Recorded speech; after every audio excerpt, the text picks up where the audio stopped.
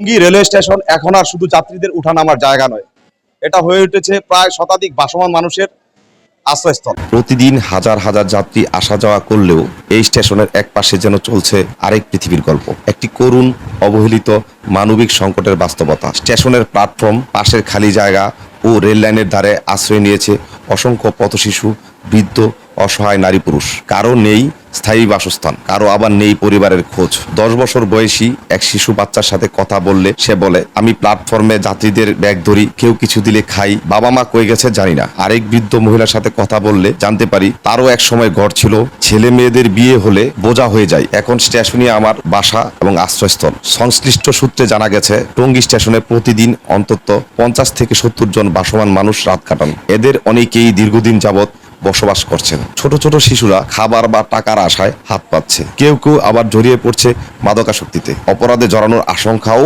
প্রবল। এনজিও বা স্থানীয় কিছু সংগঠন মাঝে মাঝে খাবার বিতরণ করলেও তাদের জন্য নেই দীর্ঘমেয়াদী পুনর্বাসন। এই তো জীবন। শুধু টঙ্গী রেলওয়ে স্টেশন নয়, বাংলাদেশের সব রেলওয়ে স্টেশনে এরকম ভাসমান অনেক মানুষ রয়েছে যাদের বাড়িঘর বলতে স্টেশনই। Taimur Alam Apu, movie Bangla television, Gazipur.